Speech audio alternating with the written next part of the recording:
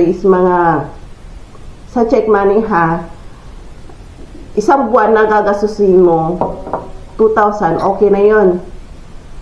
O kahit na ang budget mo isang linggo 500, mag-isa ka lang kasi OFW ka eh, hindi ka naman rito tourist eh, kaya mag-budget ka 500, kahit na 300 pwede mo na i-budget yun sa isang linggo, malaki na yan eh. Ayan. Kaya yung 2,000, isang buwan mo, okay na yun.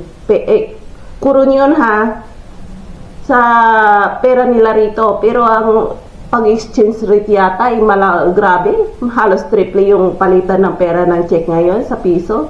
Mababa ang peso ngayon. Sa 2,000 mo na nila rito, 6,000 na yun sa halagang 6,000 na yun sa peso.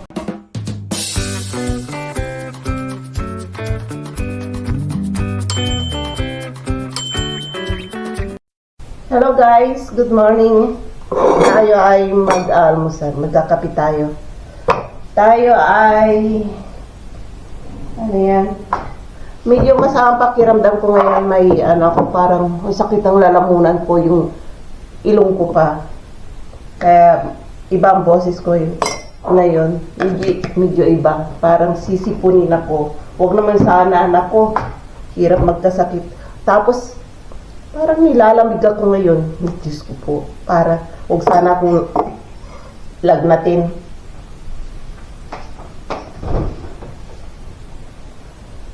Yan. Daming kalat. Hindi pa ako na paglinis eh. Maglilinis ako mamaya. Pag medyo hindi na ako tinamad. Tinatamad akong gumalaw eh. Magkape tayo. Nasa yung kape ko. Ayan, kape. Lagyan natin ng tubig. Mainit. Gusto kong mainit parati. Para Tapos, lagyan natin ng honey. Paubos na yung honey, oh. Mura lang namin nabili to. Asawa ko, nag-unsel. Magkano ba yan? 60 yata. Yan, oh. Mura ang honey dito.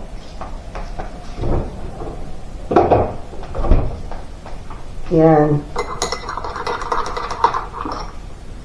Tapos, lagyan natin ng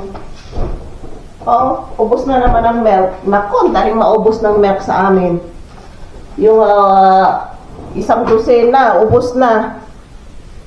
Mga gatas. Parang tubig lang ang gatas dito. Ayan. Buksan natin. Ganito ang pagbubukas ng milk nila. Dati hindi ako marunong. Nilalagyan ng butas yan para suminga, may oxygen. Hindi Ayan. Ayan o. Kalahati rin. Ayan. Diba? Ang daming gatas, no? Mura kasi dito eh. Nabili ng asawa ko yata, tag-9. Murang-mura. Yan. Tapos, gagawa tayo ng paborito kong, parang pantisar style, Rolex. Ayan. Tapos, palamanan natin ng masarap tong Rolex kapag medyo mainit-init pa. Itong Rolex na to, kailangan ubusin mo kaagad kapag bumili ka ng maybe 2 or 2 days.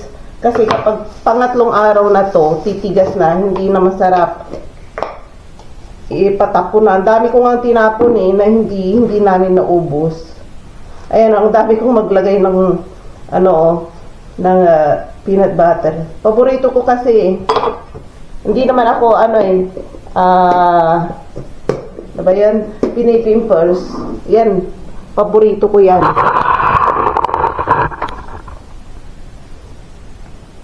Ayan Sarap.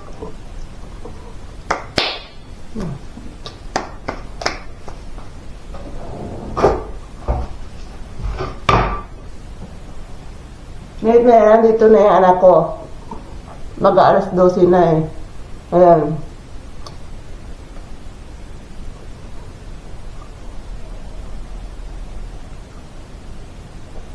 Ang daming kalat sa ano. Tayo magkwentuhan. Upo tayo sa mahiwagang upuan natin. Ang dami namin upuan dito. Halos hindi ko na gamit. Ayan.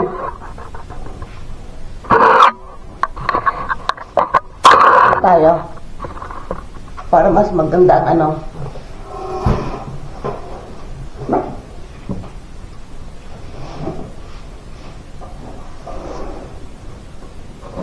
Medyo madilim yata.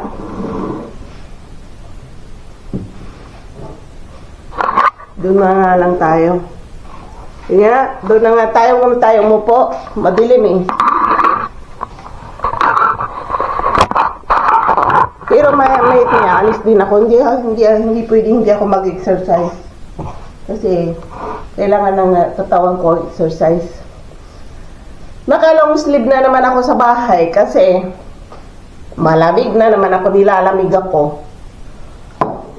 Dahil sa sipon ko. Nag-spray na ako ng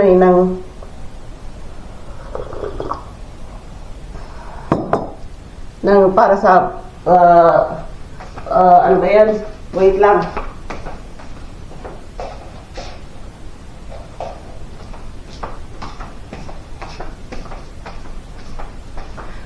Bumili ako ibinili ako ng asawa ko yung para sa ito para sa mga nunal, alisin yung nunal. Marami akong nunal sa likod, ang lalaki, sabi ng doktor, kailangan alisin yan or magiging skin cancer. Kaso nga lang, hindi niya inalis lahat. Ito lang, isa lang. Mahal pa lang pagpapaalis kapag inalis niya lahat. Ano yan, ilan? Mga 5,000 magagastos ko, 10,000. Kaya sabi niya, isa lang muna. Kasi magsasamar na raw, ewan ko. Ito, bumili ako nito. Mura lang. I-spray lang to sa nunal. Malalaglag ko siyang malalaglag. Ewan ko lang nga lang kung effective kasi kabibili ko nga lang. I-try ko pag wala na akong sipon. Kapag magaling na ako. Kasi ayaw ko pang mag-spray ngayon kapag may dinaramdam ako. Kaya yan. Saka nagda-dry na. Nagda-dry na yung skin laser ko. Ayan. Kaya i-try ko tong gamitin. Spray lang dito. Ang dami kong nunal sa likod dito. Ipapatanggal ko magpapa-spray ako sa asawa ko. First, testing muna dito sa dito may isa akong nunal eh. Testingin ko dyan kung i-effective or no.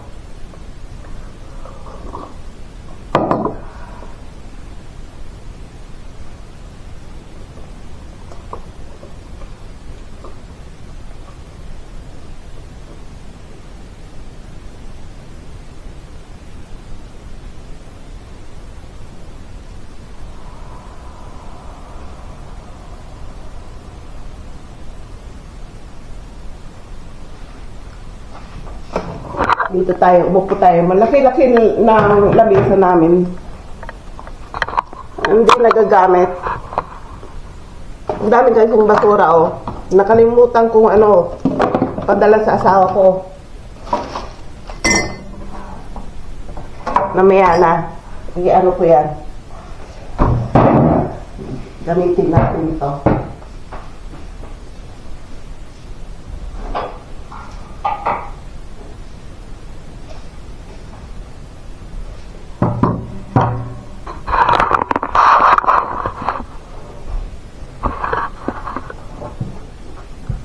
Medyo mataas.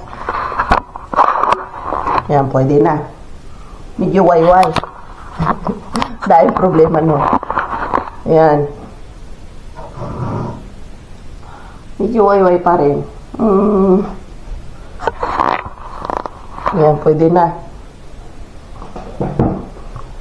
Yan, mas maganda nakaupo pala kapag nagsasalita. Kahit na mahaba ang kwentuhan natin. Maraming nagtatanong sa akin kung ano ang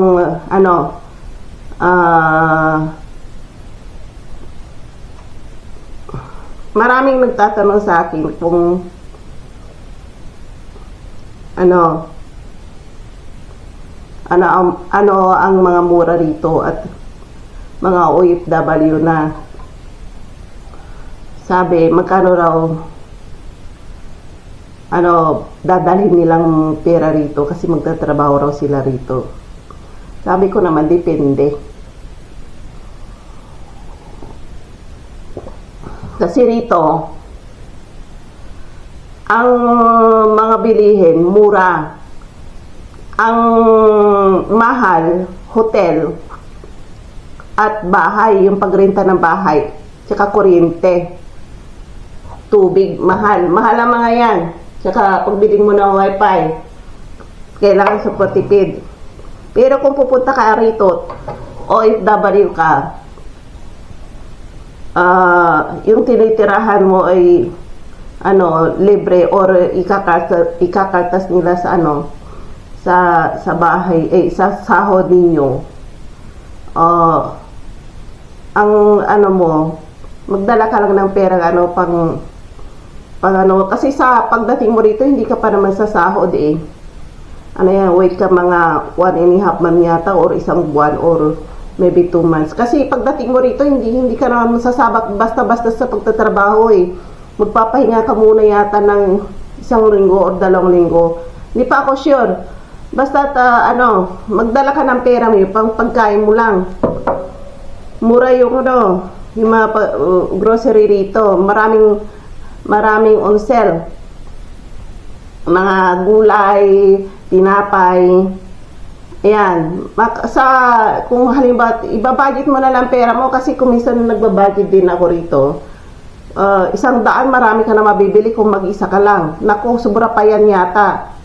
Kahit na ang budget mo is 100, sabihin mo na kahit na 50 lang i-budget mo sa isang araw. Kasi rito maraming karne rin na on sale sa supermarket. Pumili ka na lang kung sino ang on sale. Yung mga manok-manok na yan, kasi unang-una mong kapag Asian ka, ang unang-una mong bibilhin is rice. 1 kilo ng rice, kung mag-isa ka lang, siyempre, mga 1 linggo mo nang kakainin yan. 38 lang yung per kilo nun. Kung minsan nag-on sale, 28. Depende sa groceryhan. Kaya maghanap ka ng mga on sale. Yan ang bibilhin mo. Katapos, the next is, na lang, yung mga gulay, baboy, sa halagang 100 mo, sa isang araw, na kapag may freezer ka naman, may refrigerator ka, bumili ka ng baboy, inadobo mo, kahit 1 linggo mo nang kainin yan, okay na. Yan ang una mong kukunin. Kahit na 100 isang araw, pwede na, or 50 isang araw, after that, pwede na, makakaraos ka na ng 1 buwan. Halimbawa, dadalhin mong pera rito is mga, sa check money 1 buwan na gagasusin mo 2,000, okay na yun. Kahit na ang budget mo isang linggo 500, mag-isa ka lang kasi OFW ka hindi ka naman rito tourist kaya mag-budget ka 500, kahit na 300 pwede mo na i-budget yun sa 1 linggo, malaki na yan ayan. Kaya yung 2,000 isang buwan mo, okay na yun. Kurun yun sa pera nila rito. Pero ang pag-exchange rate yata grabe. Halos triple yung palitan ng pera ng check ngayon sa piso. Mababa ang peso ngayon. Sa 2,000 mo na nila rito, 6,000 na yun sa halagang 6,000 na yun sa peso. Magdala ka ng 6,000 peso. Gawin mo ng 10,000 ang pocket money mo rito kasi hindi mo pa alam kung magkano sasahurin mo sa unang buwan na pagdating mo rito, baka wala pa. Kaya automatic yan, magdala ka ng 10,000 para safe ka, hindi ka Mga Pilipino rito, matutulungan ka mga ilang araw. Kung makikikain ka naman araw-araw, may masasabi ng mga yan. Ayan, kasi nagtatrabaho rin sila eh.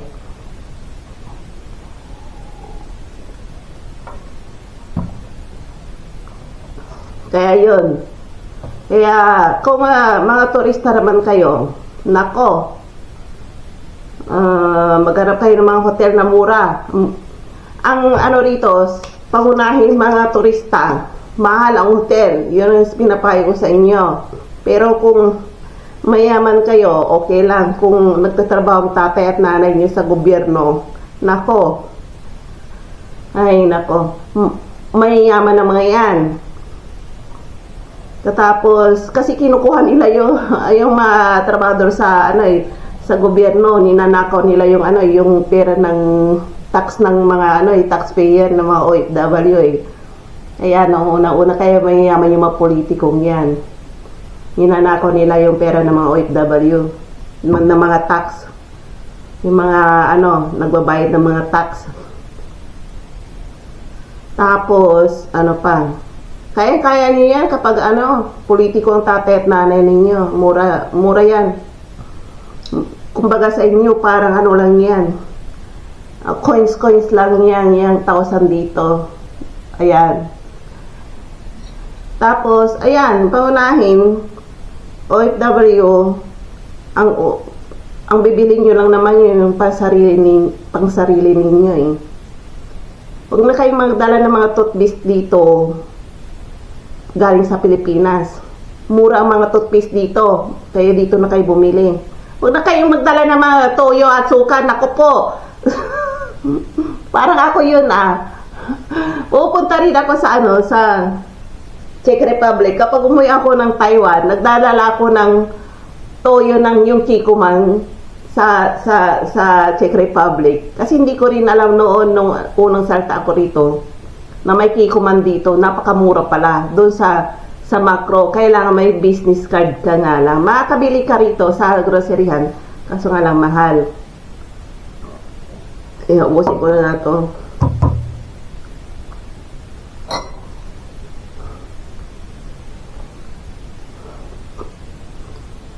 Mamaya tayo magkwentuhan, tutuloy natin pagkukwentuhan. Maglakad-lakad muna tayo sa labas para mawala yung sakit ng ilong ko. Ang sakit ng ilong ko eh.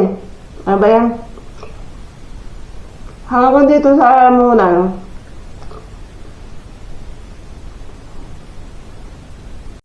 Ayan, nagluluto tayo ngayon. Mag-alas 2 na. Manananghalian ako at may haris ako. Pupunta ko dyan sa shopping mall. Pakita ko ulit sa inyo araw-araw dito. Para kung halimbawa hindi kayo makarating man lang, manood na lang kayo ng vlog ko kung ano itsura ng Czech Republic, tsaka mga shopping mall, tsaka mga street nila, tsaka mga sasakyan nila, mga bus nila. Alam ko na napakahirap pumunta rito, kaya manood na lang kayo. Ayan, nagluluto ako ng celery, paborito ko. Yan o. Ayan, tsaka itlog. Hindi ko na masunog yung itlog na yan. Ayan. Iano ko lang to. Half cook ko lang to. May templado na to. Ginisa ko lang sa bawang. Ayun na. Nilagyan ko ng magic sarap. Okay na. Huwag masyadong maraming timpla. Yan lang. Subukan ninyo itong itong pagluluto ng celery ko. Half cook lang. Hitasan natin para maluto kaagad. Ayan, medyo luto na. Tama na to. Pero yung iba, hindi pa nahalo. Hindi ko pala nahalo yung iba. Ayan. Ininit ko na sa microwave yung yung lagyan ko pa ng konting magic sarap kasi para maalat-alat, masarap. Ayan. Kahit na iparis ninyo na ulam dito, okay lang. Kahit na celery lang at saka rice, okay na. Yan. Okay. Kunin natin yung rice natin at patay na natin yan. Itlog. Kailangan ko ng protein na itlog. Ito yung rice ko na galing sa microwave. Kahapon pa to, kagabi. Nagsayang ako kagabi. Hindi na ubos ng asawa ko. Ayan, kainin ko ngayon. Tant natin yan. Ayan, kunin natin.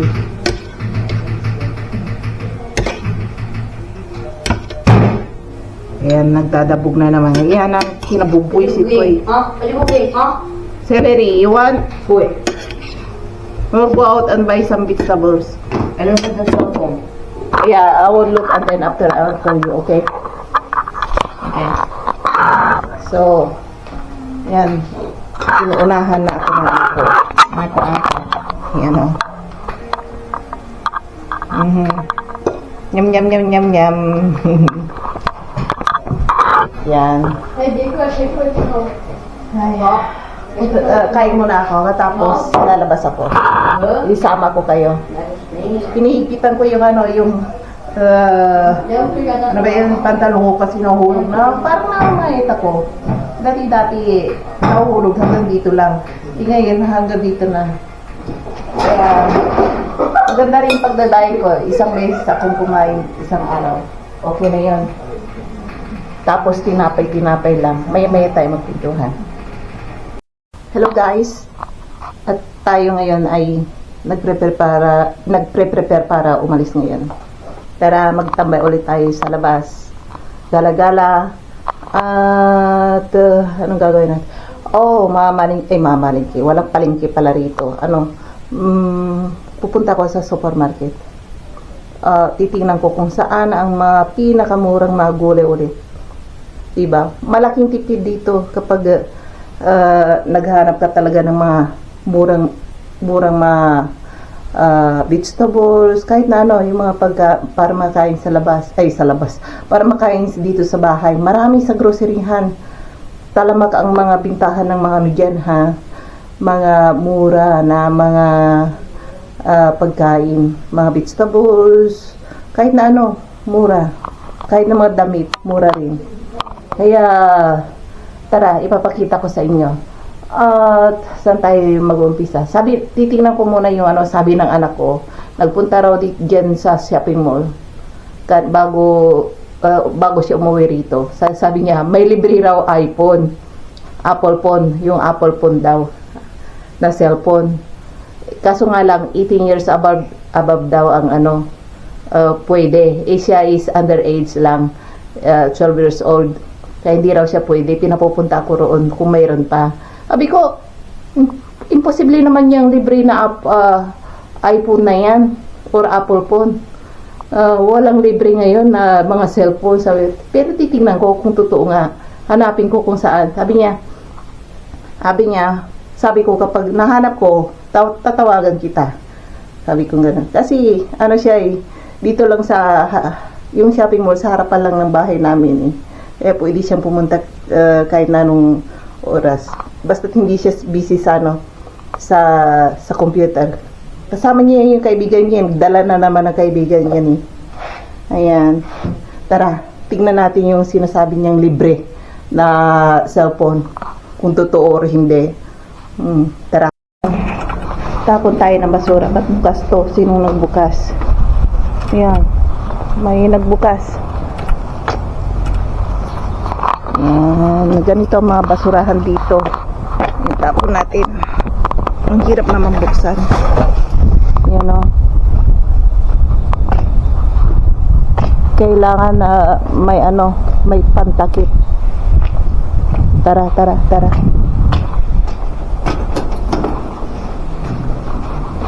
sa labas. Maglakad-lakad tayo.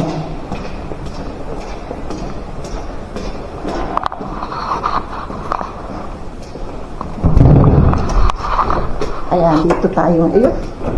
Parang may multo ha. Nag-blink yung ilaw. Ayan. Yun ang kasabihan ng mga matatanda. Ewan ko lang totoo o hindi. Ayan. Diyan tayo sa sa labas. Tingnan natin yung sinasabi ng anak ko na libre. Makulimlim na naman. Naku po. Ilang araw nang makulimlim dito. kung libre yung iPhone, anak ko, marami ba naman dito mga gypsy, pwede agawan. Sabi ko yung sa anak ko, imposible. Ayan, tignan natin kung totoo. Tara, mamaya natin, kwentuhan ulit tayo mamaya.